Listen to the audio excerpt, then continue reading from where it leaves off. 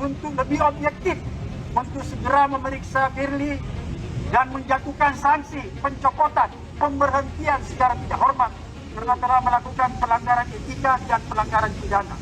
Hidup rakyat Indonesia! Hidup rakyat Indonesia! Dan yang terakhir, kita minta aparat penegak hukum untuk segera menindaklanjuti laporan pelanggaran pidana yang dilakukan oleh saudara Firly melakukan pembocoran dokumen.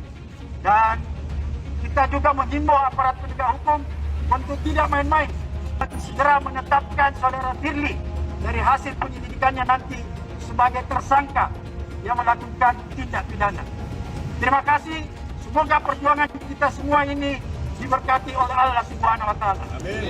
Tapi juga sudah pelanggaran hukum pidana, misalnya membocorkan rahasia atau membocorkan keterangan rahasia termasuk melalui dokumen penyelidikan tersebut.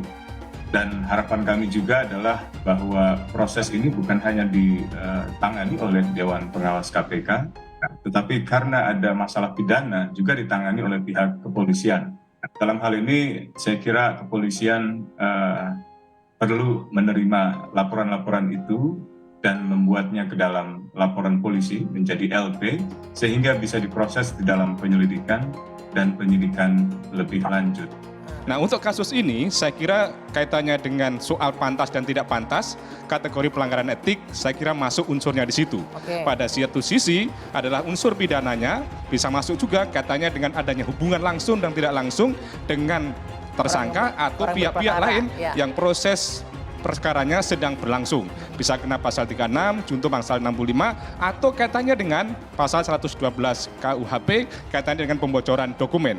Maka akan lebih baik untuk mencegah fitnah, sesuai dengan prosedur yang berlaku, kita tunggu proses laporan-laporan tadi itu agar cepat adanya kepastian hukum. Ex-penasehat KPK hingga pakar bicara kemungkinan Firly Bahuri dicopot. Polemik di KPK jadi perbincangan hangat. Mulai dari penghentian Brigjen Endar Priantoro dari Direktur Penyelidikan KPK, hingga dugaan kebocoran dokumen penyelidikan yang menyeret Ketua KPK Firly Bahuri. Lantas, mungkinkah Firly Bahuri dicopot? Terkini, pakar hingga ex-penasehat KPK bicara soal kemungkinan Firly Bahuri dicopot. Pakar, Presiden Jokowi bisa copot Ketua KPK Firly Bahuri setelah adanya kasus kebocoran dokumen. Presiden Joko Widodo atau Jokowi bisa mencopot Ketua Komisi Pemberantasan Korupsi atau KPK Firly Bahuri setelah dilaporkan dalam kasus kebocoran dokumen penyelidikan Komisi Pemberantasan Korupsi atau KPK yang ditemukan di Kementerian ESDM. Demikian disampaikan oleh pakar hukum pidana Universitas Trisakti Abdul Fikar.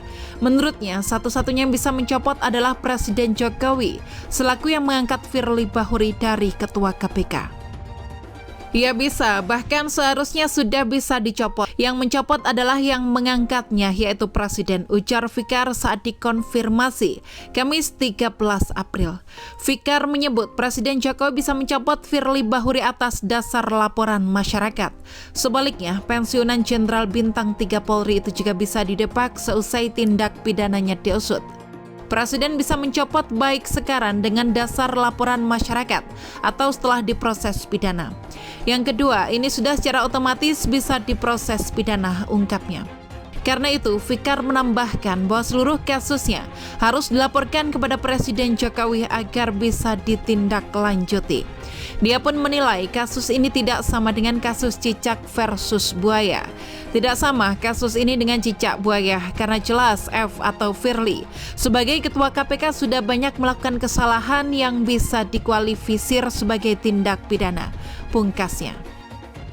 Mantan penasehat KPK periode 2005 hingga 2013, Abdullah Hehamahua menyebut, Firly Bahuri harus dipecat dari pimpinan KPK. Hal itu disampaikan Abdullah dalam diskusi daring bertajuk Bersihkan KPK dari Kepentingan Politik. Turunkan Firly Bahuri segera, Kamis 13 April. Tidak ada pilihan lain kalau kita mau menyelamatkan negara ini dalam pemberantasan korupsi.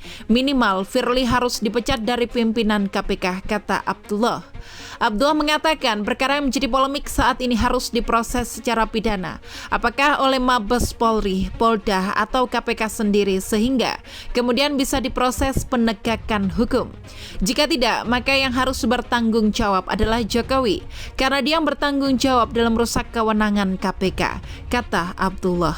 Abdullah menegaskan jika Jokowi tidak perintahkan semua instansi terkait untuk memproses Firly Bahuri, dia harus berjiwa besar untuk mundur. Maka Jokowi harus berjiwa besar mengundurkan diri sebelum 2024 demi kemaslahatan bangsa dan lainnya, katanya.